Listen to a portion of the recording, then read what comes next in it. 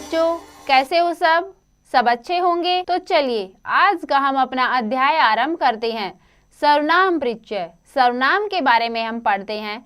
इसमें हम पढ़ेंगे युष्मद और अस्मद के बारे में। युष्मद मतलब तुम, अस्मद मैं और तुम के बारे में हम यहाँ पढ़ेंगे।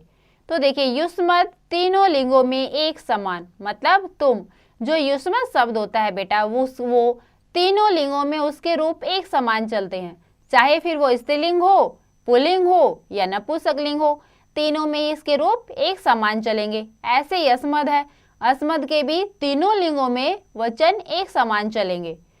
देखिए, युष्मद पुल्लिंग, एक वचनम, द्विवचनम, बहुवचनम। तवम, युवाम, यूयम। तवम मतलब तुम, युवाम तुम दोनों, यूयम तुम सब। तो देखो, जो तवम, युवाम, यूयम है, ये हम अगर हमारे पास पुल्लिंग शब्द है तो हम पुल्लिंग के साथ भी प्रयोग कर सकते हैं। स्त्रीलिंग है तो हम स्त्रीलिंग के साथ भी प्रयोग करेंगे, और नपुंसकलिंग है तो हम नपुंसकलिंग के लिए भी प्रयोग करेंगे। देखिए, तवम बालक है, तुम बालक। युवाम बालकौ, तुम दोनों बालक।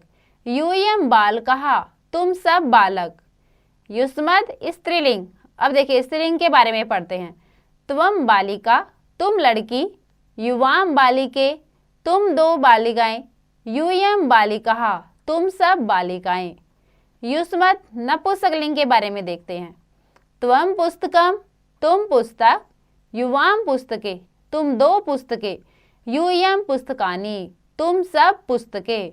अब देखो, यहाँ पर हमने तीनों लिंग पढ़े हैं, स्त्रीलिंग, पुल्लिंग और नपुंसकलिंग। तो देखा आपने, स्त्रीलिंग, पुल्लिंग और नपुंसकलिंग सबके लिए तवम, युवाम, यूयम, जो हमारा कर्ता शब्द है तवम, युवाम, यूयम, वो तीनों वचनों में एक जैसा है, उसमें कोई बदलाव नहीं हुआ है। अब ऐसे ही हम पढ़ेंगे अब अस्मद के बारे में। तो जो अस्मद है वो भी युष्मद की तरह तीनों लिंगों में एक समान रहता है। अस्मद मैं, हम। अस्मद पुल्लिंग, एक वचनम, द्विवचनम, बहुवचनम। अहम, आवाम, वयम। अहम मतलब मैं, आवाम हम दोनों, वयम हम सब। अहम छात्र है, मैं छात्र। आवाम छात्रौ, हम दो छात्र। वयम छात्रः, हम सब छात्र। अस्मद स्त्रीलिंग। अब स्त्रीलिंग में देखते हैं, एक वचनम, द्विवचनम, बहुवचनम। अहम गायिका, मैं गायिका। आवाम गायिके, हम दोनों गायिका। वयम गायिकाः, हम सब गायिकाएं। अस्मद नपुंसकलिंग। अब हम पढ़ते हैं नपुंसकलिंग में अस्मद का कैसे प्रयोग है। एक वचनम, द्विवचनम, बहुवचनम।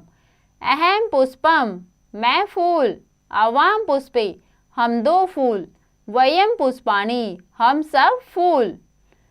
अस्मद, युष्मद और प्रश्नवाचक सर्वनाम शब्द। अब देखिए, अस्मद और युष्मद के साथ कुछ प्रश्नवाचक शब्दों का, जिसमें हमें किसी में प्रश्न का पता चले, ऐसे हैं, उनके बारे में हम पढ़ते हैं। देखिए, तवम कह, तुम कौन।